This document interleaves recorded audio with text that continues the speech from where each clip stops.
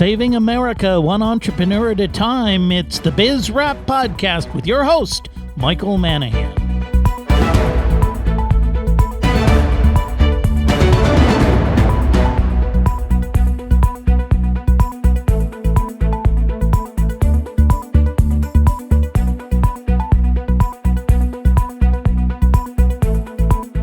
The show that celebrates small business and entrepreneurs. It's Biz Wrap Radio with your host, small businessman, educator, and author, Michael Manahan. And welcome to another edition of Biz Wrap Radio. It's your host, Michael Manahan, and thank you so much for joining me today.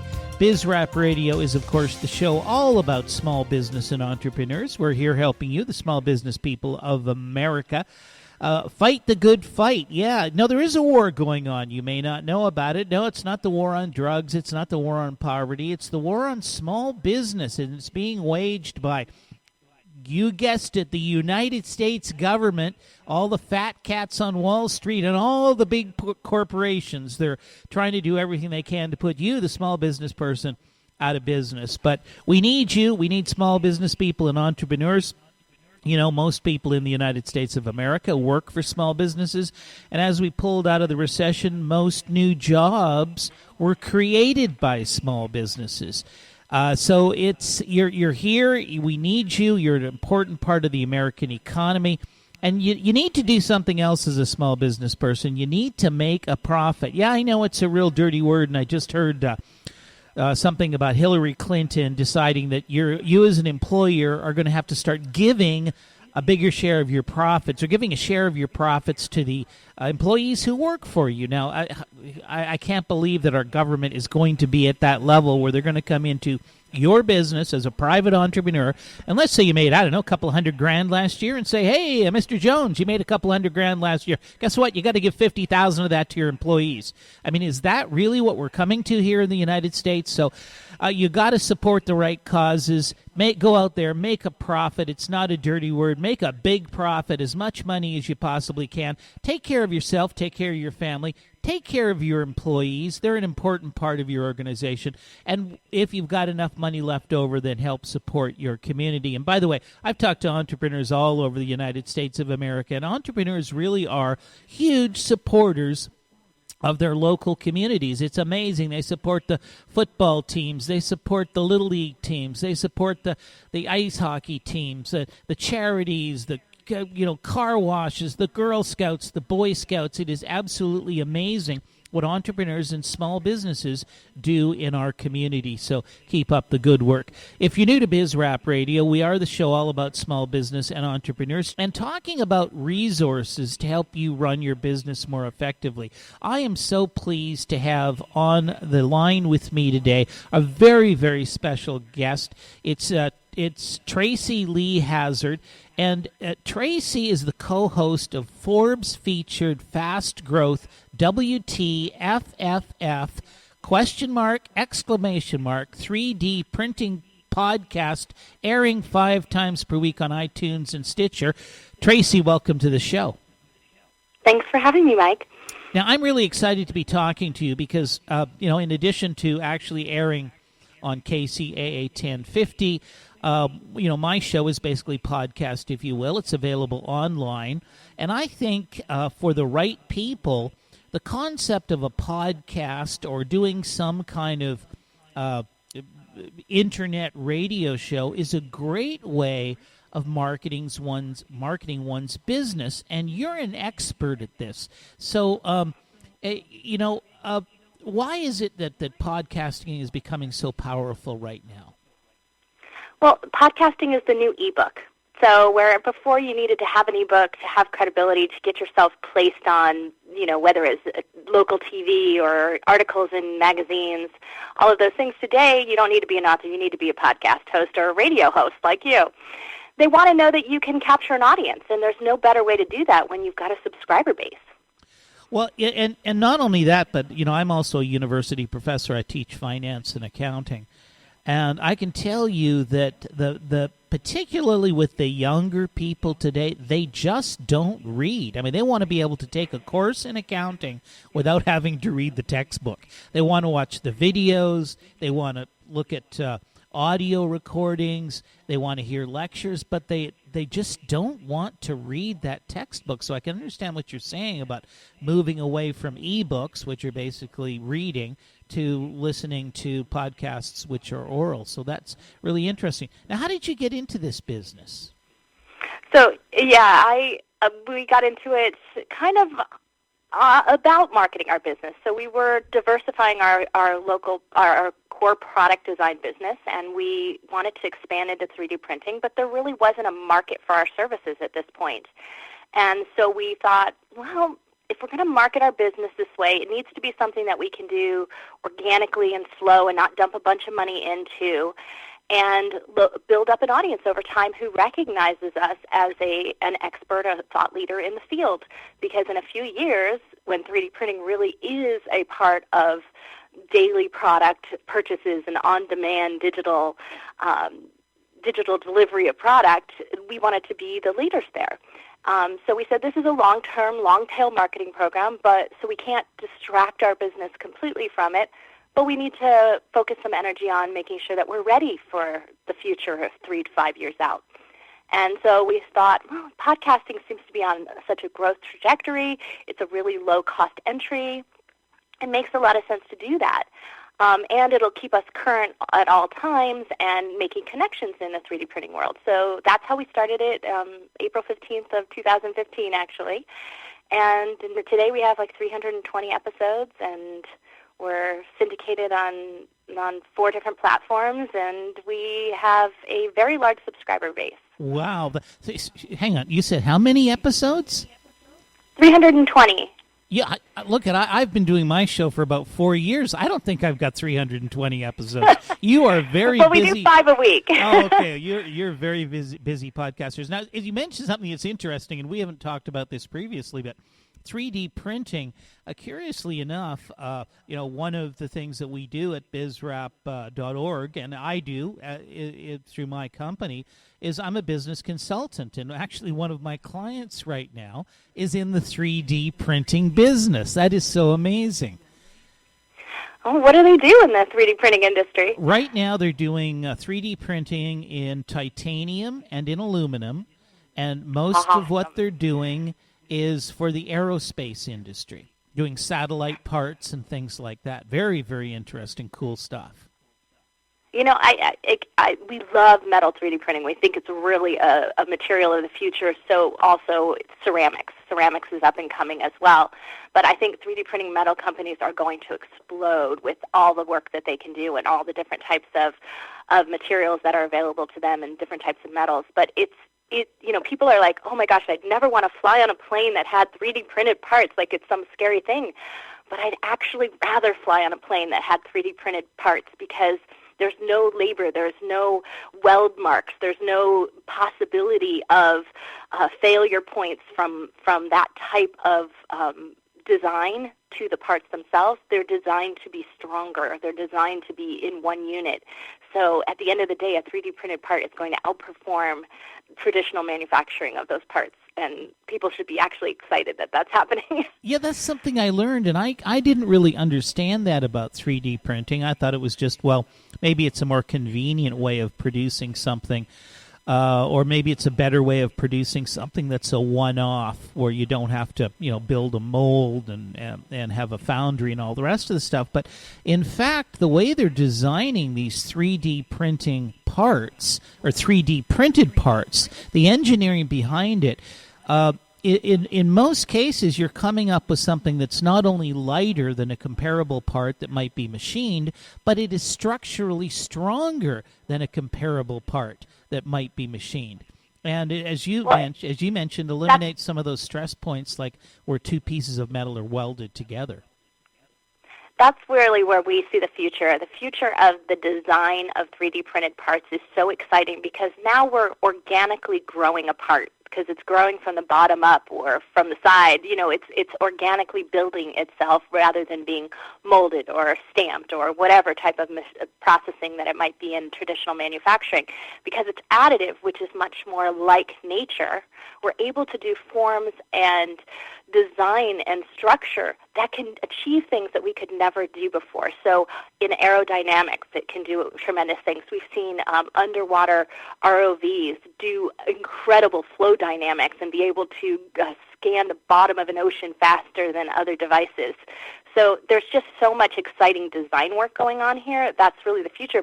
But it's also the opportunity in 3D printing, and that's what we really focus on our podcast, is that skill building and getting up to what's going to be required for what is going to be a future design economy is so necessary. We have a huge design gap right now.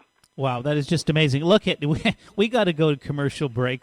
We're running this segment a little longer than we should, but I am talking to Tracey Leigh Hazzard, and she has the Forbes featured fast growth WTFFF question mark exclamation mark 3D printing podcast, and she's going to be we're going to be talking with Tracey about how you can create a podcast to help promote your own business. But first of all, we got to pay a few bills, so we'll be back right after these messages.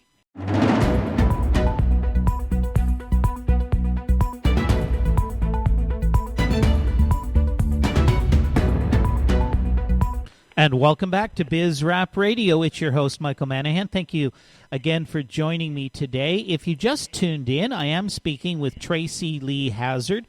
She is the co-host of the Forbes featured fast growth WTFFF question mark exclamation mark 3D printing podcast, airing 5 times per week on iTunes and Stitchers. And in the last segment, we were talking a little bit about 3D printing because I happen to have a client in the 3D printing industry. They're doing aluminum and titanium printing. But we're here really to talk to Tracey about podcasting in general. So, Tracey, again, thank you for joining me. No problem. Happy to be here. So, okay, so let's just explain. Can you just explain for somebody who's listening who might not really understand what it is, what exactly is podcasting? So podcasting is not all that different from a radio show. It's, in fact, structured very similarly, but it's available on demand. So you download it to your device. Sometimes you can stream it mobilely. You can stream it to your computer. You can download it to an iPod, which was the traditional way. That's the way it started. And the idea is that it's really content on demand for the listener. So you can choose when to listen. You can choose who to subscribe to. You don't have to be available for that half-hour radio show or whenever your favorite, host is on. They're always on. And, it's a little bit different than internet radio in the fact that there isn't always commercials in everybody's podcast, that they have a flexibility in terms of how they use their podcast. So you can use it to market your business. You can use it to grow your client base. You can use it for all those different things from as a host perspective. But a listener has the ability to pick and choose their topics and their personalities that they enjoy listening to. Well, technology has so changed. You remember the old movies you used to watch? And back from like the 30s and the 40s, and everybody would be in the living room listening to the radio. And they would have these specific shows that came on at a certain hour. And if you weren't there at the radio to see that show, that was it. I mean, you were screwed. You could never listen to it again. But now, through technology, this idea of on demand, where you can listen to something when you want to, as opposed to when the broadcast networks or the radio stations want to play it. But in addition, it's costly to be on the radio. I'm on the radio. Believe me, it's costly. There's a lot of hoops and bells and whistles you got to jump through.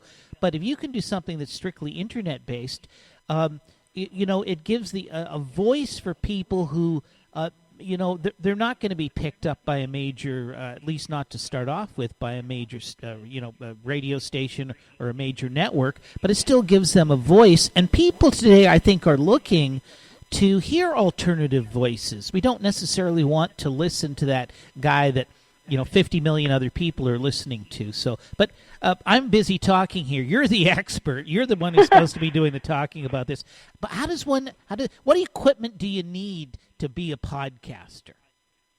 You really don't need a lot of equipment. A pair of earbuds, a decent mic under $100, and a Skype connection. It's really our recommendations for minimum equipment. So you can get started for low as $100.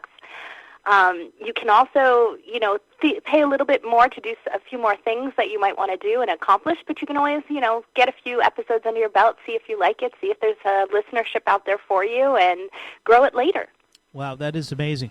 Well, I have a little more sophistication than that. I have 3 mics. They're hooked up to a mixing board. It's hooked up to my computer. But I think even my and by the way, very high quality mics. But even then, I don't think I spent more than $700 or $800 to get my entire setup done. And people come into my office and they actually say, "Oh, you look like you're in a radio studio here." Well, it's just a bunch of equipment, but so yeah, you can get involved in this really, really easily. And one of the nice things with podcasting is you can be portable, so you can do your podcasts from different places because all you have to do is have your computer with you. That's right, and even some people do use iPhones for it. The iPhone microphone's really good, so you can do it that way. We don't recommend it because there's a lot of issues when you're interviewing guests that way, but otherwise you can if you're doing a solo show. I have a friend who started a podcast in his car. Wow. He uses his iPhone in his car because it's a nice, contained, quiet environment, and it works perfectly for him. Now, what about software? What kind of software do people, because obviously you have to record onto something. What kind of software, what do you use for software? We have 2 different things that we use, Call Recorder or Pamela. It depends on whether you have a Mac or a PC, or the call recording software, and they're like $30.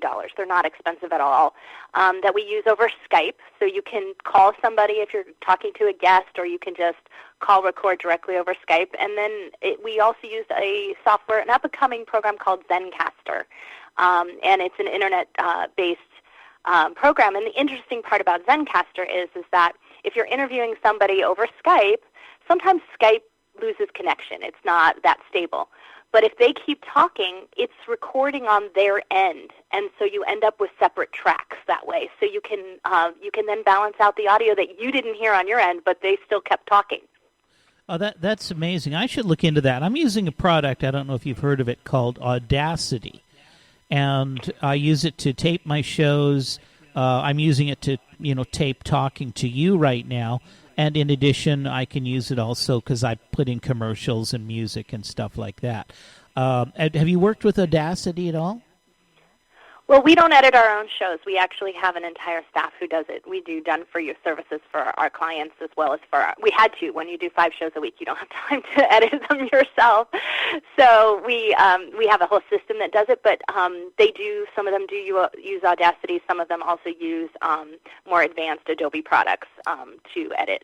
Well, that's cool. Well, Audacity is a free product. I don't know how they manage to supply these products for free. There's probably an upgrade to a one that you pay for if you really want a lot of very professional bells and whistles. But I use it. It works just fine. No charge. So, again, going back to this theme that you can get into podcasting really without a lot of cost. Today everybody's got a computer, a microphone, a little bit of software that's free or very low cost, and you're in business. Now, Tracey, what about getting the podcast up on the internet? Where should somebody place their podcast? Well, podcast is really a feed. So you start with what is called an RSS server, and that is the sort of technical term for where you're going to syndicate from. It's like just think of it like a file repository. I mean, that's all it is. And it's just going to hold all those files for you and feed them out when somebody requests them. None of these files are actually sitting on iTunes. There's just a request for that file on iTunes. So when you syndicate your show, you're syndicating it to iTunes, Stitcher, Google Play, and TuneIn. TuneIn is the new one that they use on the Amazon Echo. And there aren't a lot of shows on TuneIn right now, so it's a really good place to be. There's not a lot of choices yet. And so you just basically put your URL, that feed of your RSS server and your show, and you just send it out, and those are all free to enroll in. So they don't cost you anything. The RSS server might cost you somewhere between $30 to $80 a month, depending on the amount of bells and whistles you want there in terms of reporting and also space. Gotcha. Okay, so you need a server. Now, a lot of people already have websites for their businesses. Most people, I think, today have a website for their business. And typically, if they've got a website, they're paying for a server service anyways. Is that going to be included in their server service? Is that going to be an add-on, something they have to do in addition to their actual server service? No, it's separate. You need to keep you have your WordPress, which is what we recommend, a WordPress site held separately, and you want to use that. This is actually the real power that no one talks about beyond the podcast. This is why we do 5 episodes. This is why we have the subscriber base we have. This is the power that we have developed and found to it is the blog post result of it. So this is where a lot of radio shows don't do this, and a lot of podcasts don't either.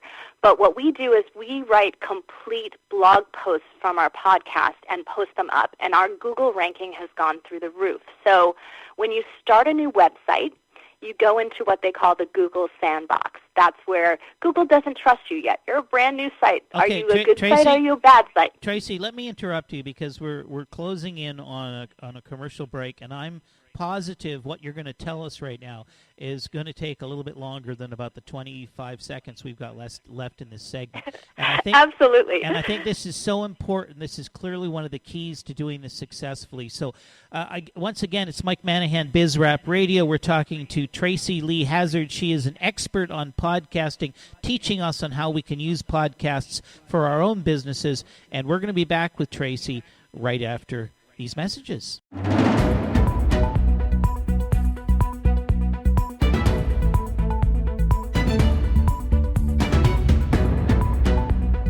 And welcome back to BizRap Radio. It's your host, Michael Manahan. Again, thank you for joining us today. If you just joined in, if you just tuned in on the show, we are talking to Tracey Leigh Hazzard. Now, Tracey is the co-host of a podcast on Forbes, and it's got a tricky name. I got to ask you about this weird name at some point in time, but it's WTFFF exclamation mark 3D printing podcast. And again, Tracey, thanks for joining me on the show. Happy to be here. Now, just before we went to commercial break, you started to explain something that sounded pretty complex, but it sounded like it's one of the keys to really being effective with these podcasts. So let's dive into that. Give us that again where you started, and so we understand exactly what you're talking about. Absolutely. So the power of what we've done with our podcast and how we've grown our audience has happened actually through our website. So rather than expecting it to happen in iTunes and expecting to just get a bunch of subscribers organically from iTunes or getting a lot of reviews or doing it that way, we said, no, we're going to do what we do on our website because we have a lot of visuals. 3D printing is a very visual product, and so we needed to show that off. So we built a blog posting system that goes along with our podcast that has actually generated the most of our traffic, and it made our lives easier in terms of marketing our business. And it all starts with making sure you have the right website. So we have a WordPress-based website. And when you start up a website, it ends up in the Google sandbox, which is where Google doesn't trust you yet. They don't know who you are. They don't know if you're a good website or a bad website. And so they are, kind of holding out and not ranking you yet. When that happened to us in October of last year. And by January, we were already out of the Google sandbox, and among the billion websites on Google, we were already ranking in the 8 millions. And that's extremely fast to come out that quickly and start ranking that fast. And since then, by May, we hit 1.8 million. So we're the lower numbers you are, the more trusted you are. I write for Inc. magazine, and Inc. is only in the 1 millions. So you can see how close a content, we become more of an authority, and that's the focus of it, in our industry, in our niche, in our area, and Google gives us a lot more traffic because of it. We rank very regularly for almost all our topics on the top first page of Google. Wow, that is and amazing. That's where we get a lot of traffic. Sure, that's incredible. You've cracked the code. Now, what do you mean? What do you post on your blog post? Because you've got the podcast. Is the blog post something else? So it is a little bit something else. So what we've done is not only do we put up a player of our podcast, which is really critically important. So we have a player per episode. So each one plays an individual episode. We also have a player that can play any episode. So it's a sort of compilation player. But when we do it per episode, so we create a blog post with a very keyword-heavy title, just like you would do if you were blogging for SEO. We have a good keyword title, we have a good subtitle, and we have a leading paragraph. So we don't do a transcription of our podcast, which is the mistake that many people make, is they create just a straight transcription. And in our case, because there's two hosts, you'd have this like Tom said, Tracey said, guest said. And so it would read very badly in terms of being a blog post. So we create a unified voice in it. We create it like it would be a free-flowing prose-style blog post with a rewritten leading paragraph so that people want to dive into it, because some people only read the first 255 characters of anything. Sure. And so we make sure that that's compelling, and it doesn't say, "Hi, this is Tracey, and welcome to the WTFFF 3D Printing Podcast." So we just don't do it that way, and that's where we deviate. We don't put timestamps in it. We don't put PDF transcriptions. We actually use the blog post. And when we do that, that's what gets us high ranking on Google. Wow, that's amazing. Maybe something I should try, because what I do on my website is all my radio shows are there. I have a little player. You can scroll down and play them all. And then I just have a listing of basically the date, the guest, and maybe the company that the guest is from, and then a one-line, not even one line, a phrase about what that day's topic was about. But, one line doesn't give you a lot to say, and maybe I could do a better job by putting in like a full paragraph or even a couple of paragraphs about the subject matter and what we talked about. Might give people a better idea of what's in that show, and might also help me with my Google rankings. So I think that's a great idea. I think you're really onto something there. Obviously, you're an expert at this. Yeah, well, we've done it, and not only that, but we have a partner that we've proven it with on. So we were concerned that it might just be an anomaly, that 3D printing was such a hot topic that it might not work for other industries or other more, I don't want to say stale, but more crowded markets. And so we had a partner who tried it and started up 10 different podcasts following our formula, and they all outranked what they were previously doing and came from being a flatlining on Google to ranking again.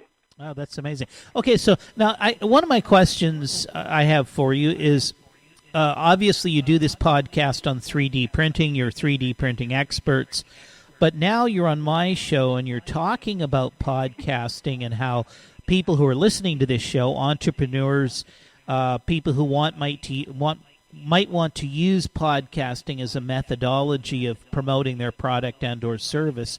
What's in it for you? Why are you sharing all of this secret information on my radio show today? Well, that's a good question. We actually founded a new company because we invented something, because that's what my partner and I are, not just 3D print experts, but we're inventors. We have 37 patents, and we invented something that has to do with podcasting, and we spun off a portion of our business to do that, and it's called Podcast Start Point. And what we do is we've developed a ad mixing process, and the idea is that you can mix in your own ads at any stage in a podcast. So let's say I am a book author and I want to launch my book. I can use my podcast as a content generation, but when I have my book launch, I can do a one-time promotional or a series of ads and mix them across all my episodes of my podcast. So in my case, that's 320 episodes I could mix across, of which 50 are pretty much listened to every month very regularly. So I can mix these ads, and then when they're outdated because the launch is over, I can strip them back out instantaneously. So it's a way of putting in and taking out ads in a non-streaming format, and that's what we invented. But we've also systematized our entire process so that they can get maximum power for it as well. So we just started a spin-off business because of it. You are an absolute genius. There's no other word for it. One of my problems is I have my shows all archived on my website, and by the way, on the KCAA 1050 website. But those shows contain the commercials that I was running at the time those shows were broadcast. A lot of those commercials are no longer relevant. People are no longer sponsors of my show, or the commercials were time sensitive to some degree. And the only way I can get rid of those commercials is to go back, pull out the audio track from that show, re-edit the audio track, and put in new commercials, which is hugely time consuming. So what you've developed is amazing. Yeah, it's a really simple. I mean, it involves editing them properly to begin with, so that they're already ready to do that. So you already do yours in segments, so it's actually set up properly to do it. You just with the push of a button, you can decide which ads go in for 30 days and take them out at the end of 30 days. So for us, we take high-level advertisements on our podcast because of the topic and because we have such a focused audience, where we've tested the conversion rate on any ads we've run, and it's a 33% conversion rate, so it's really high. So we take ads for 30 to 60 days, and then at the end of that, we remix those ads and put in new ones. We essentially get paid to market our own business now. So we make about $6,000 to $10,000 a month on advertisements, and from reliable, really great companies who need our focused audience. That is just amazing. You obviously have cracked the key on how to do this. But what you're telling me is you can now help others who might want to do something similar through your service. You're going to be able to educate them on how to do all of this and how to monetize their expertise through a podcast. Exactly, and we can do it so that we teach people to get their podcast prepped and ready and how to grow that. And part of that is a great guest strategy, which I'm sure you're really well aware of. Because if you have great guests who share your show for you, that's how you build the best followership. And if you do that regularly, you can grow your audience without you having to spend any marketing or advertisement dollars. And so we grew our podcast that way. We have about 45,000 to 50,000 plays per month, and we Tracey, never spent $1 in ads. Tracy, this is absolutely fabulous information, but of course the clock is ticking. It is Biz Rap Radio. Mike Manahan, your host, on with Tracey Leigh Hazzard, podcasting expert, and we're going to be back with more right after these messages.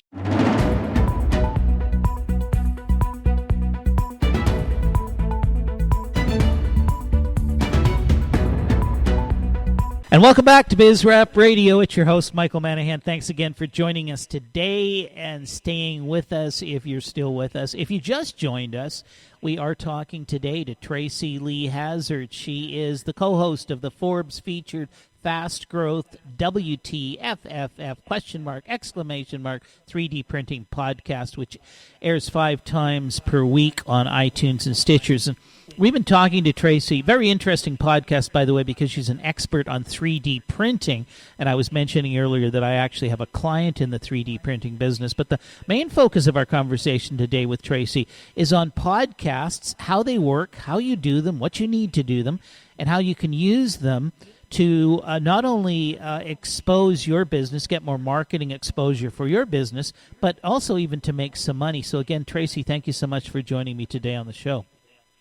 So glad to be here. This is really exciting. Now, I'm sure that one of the things that people are thinking who are listening to the show is, look, I'm running my small business. I'm working 10 hours a day as it is. I'm in on every Saturday when I should be spending time with my kids and my family. I'm trying to handle marketing. I'm handling purchasing. I'm handling payroll, accounting. I'm trying to take care of my customers. I don't have time for a podcast. Realistically, how much time would it take for somebody? You're very aggressive. You're doing 5 podcasts a week, but I expect somebody who's running their own small business might do 1 or 2 a week. How much time really does it take to get all this up and running and make it happen?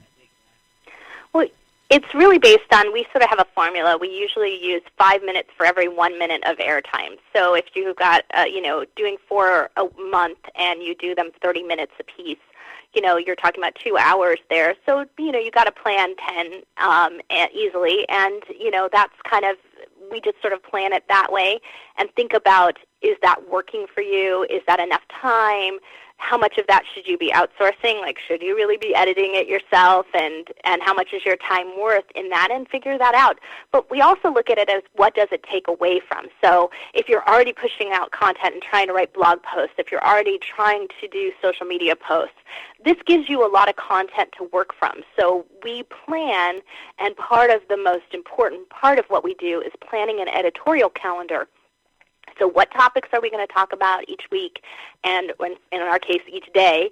What topics are we going to talk about, and what are we going to use all that content for? So are we going to use it on Twitter? Are we going to use it on Facebook and LinkedIn? And where are we going to push it out to? And how are we going to do that in a very streamlined, simple way? And that's what we do. And we actually do record our podcast in 2 days for the entire month of podcasts. It doesn't mean that everything's processed in 2 days. Our team still takes its time to do that for us. But, it's fairly low cost, and we do it for around $100 an episode. So that's an entire, week's worth of content. For us, that's $500. But for considering the amount of assistance and other things I had before, that's actually a cost savings. Wow, that's amazing. So you've really designed some efficiency into this whole process. I'm still doing a little old school. I believe it or not, I produce my own show, which means I add commercials and music and stuff like that. I probably could get somebody to do it for me. But, just, from my perspective, I do one show a week. And outside of the show, there's a lot of little things you have to take care of, lining up guests and editing the show and getting it over to the radio station and putting it up on the website. But really the investment in time is not huge. And I was sharing with Tracey off the air just a kind of a personal story.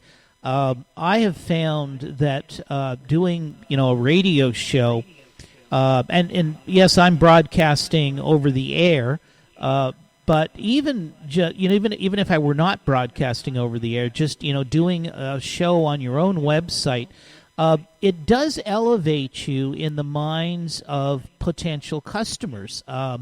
It's a great way to differentiate yourself from competitors, because most of your competitors are not doing it. It's a great way to share interesting information about your business and your expertise. If you like talking to people, which I do, it's a great way you can have on either other experts in the field, you can have on customers, you can have on suppliers. It's a great way to engage in conversations with people involved in your particular industry and your particular business that not only is educational and interesting for yourself, but will be educational and interesting for people who are interested in what you're talking about. So I just think it's a tremendous activity which somebody should consider. Now, Tracey, if somebody wants to get into doing a podcast and they want some help and they are interested in your system, how could they contact you? They can go to our website, podcaststartpoint.com. And we have do-it-yourself classes as well as done-for-you services. So it just depends on how much budget and how fast you want to go. Okay, that's podcaststartpoint.com. And by the way, we'll have that up on the bizrap.org website, as well as, of course, this entire show that you can re-listen to if you want to learn some of these things. But you can go there. You've got a do-it-yourself kind of version or a more perhaps costly version where you actually really roll up your sleeves and help the people execute on their plan. Yeah, we do a complete done-for-you, so there's no tech really involved except for learning how to plug your mic in, which is fairly simple. And we do full strategy sessions, everything. So that's great. Make it simple. I think you may very well be getting a call from this radio host, Mike Manahan at BizRap Radio. I think you'd really. I think when I hear you talk about what you're doing, I'm thinking, my God, I'm such a sorry ass when it comes to all of this stuff. I could really use your help. It's really interesting. Well, I think that Mike, that's the power is that if you've got all this old content, you can repurpose it into a podcast. So if you've got videos or radio shows or any content like that, you don't even have to do it new. You can just reuse your old. That is amazing and very exciting, something to think about. We've got, what are we doing here? We got about 2.5 minutes. You've got about 1 minute left. Any final words of advice for our listeners today on podcasting? I think the only thing is, if you're deciding to do a podcast, it's a great way, especially if you want to be a speaker on the speaker circuit or anything like that. It's a really great way. As you mentioned, it's so easy to build credibility this way because you're building an audience, so you're proving that you can build an audience and that you're interesting to an audience. We call it edutainment, and that's really what it is. And if you have the capability of doing that from a personality standpoint, from the way you like to converse, it comes across on the air in this level of passion and excitement about everything. And people hear that. Malcolm Gladwell, the best-selling author, just recently started a podcast called Revisionist History. Very cool podcast. And he was asked, why would an author at your caliber start a podcast? And he said, because you think with your eyes, but you feel with your ears. And the way to the hearts and minds of your tribe, your future tribe, is through listening. Wow, I love people who speak with power, and Malcolm Gladwell, of course, is one of those individuals. Love his books as well. Tracey, I'm sorry, but I'm so much enjoying speaking with you today, but we are out of time. Tracey, thank you so much for being on the show. Thank you for having me. Here at BizRap Radio, we believe that fixing the United States of America through a fundamental concept that individuals pursuing their own economic interests in free markets will create more prosperity for more people than can ever be achieved through government regulations and a planned economy. I am your host, Michael Manahan. This is BizRap Radio. Check out our website, bizrap.org. Thank you so much for joining me today. We'll be back again next week with another edition of BizRap Radio.